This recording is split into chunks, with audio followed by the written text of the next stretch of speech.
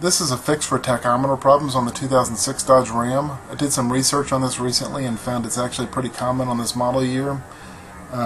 Issue causes the tachometer to read low, at least that's what it does on mine. It's idling at about 300 RPM, which it really should be 800. As you can see by my edge chip, that's reading directly from the computer, so that's what it should actually be.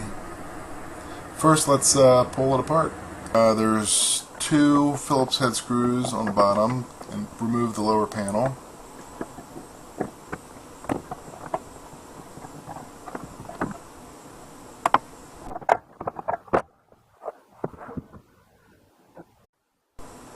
Next, pull the radio bezel off. It just pulls right off.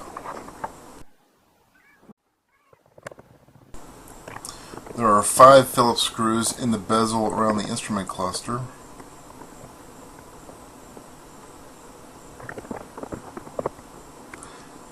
You need to lower the steering wheel to get all the way to get this off.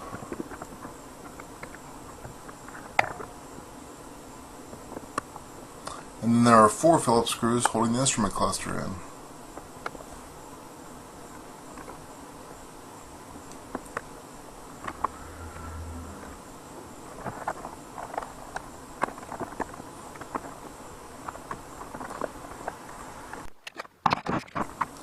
Once you get that loose, there are 3 wiring harness connections on the back of the instrument cluster to remove.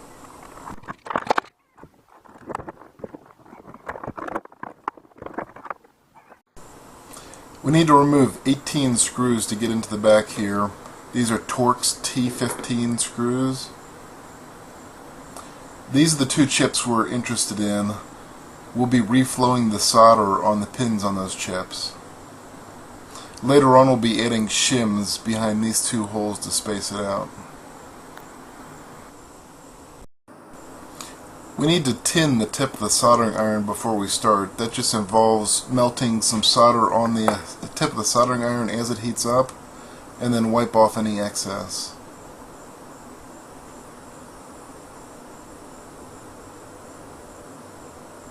Did a lovely job here of blocking what I was doing with my hand, so let's fast forward a little bit.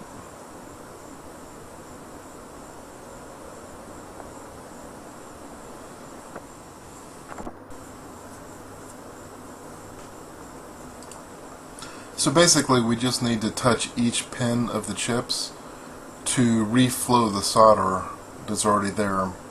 With a good hot soldering iron, it should only be 3 to 5 seconds per pin. Just touch each one, go pin to pin.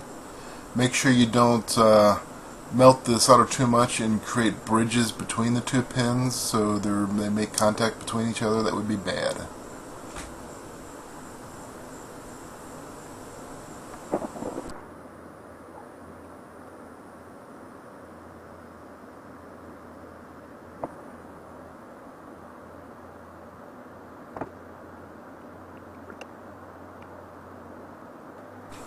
Once I was done, I pulled out my tablet and went to the camera app and zoomed in all the way. And I used this to inspect the soldering job I did, make sure there's no bridges between any pins, make sure everything looks good.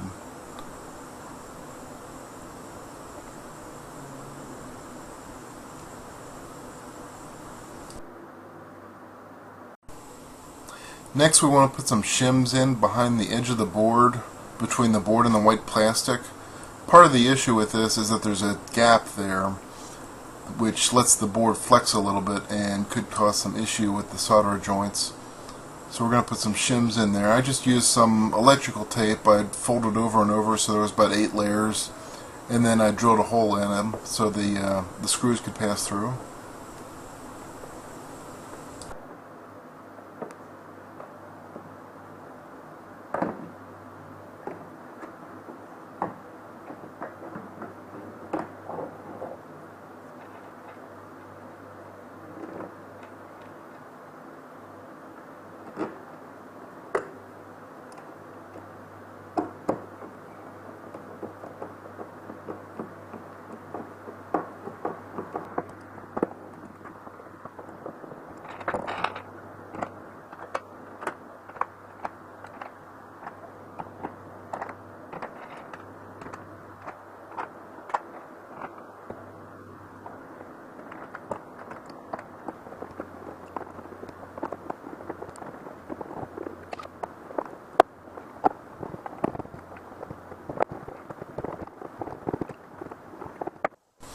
reinstall the instrument cluster the same way it came out.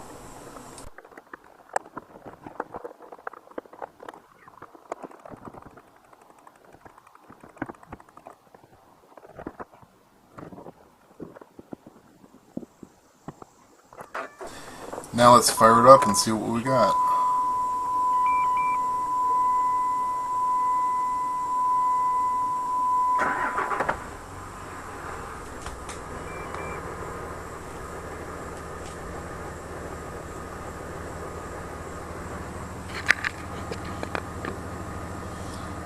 Looky there, problem fixed. The tach is reading exactly what it should.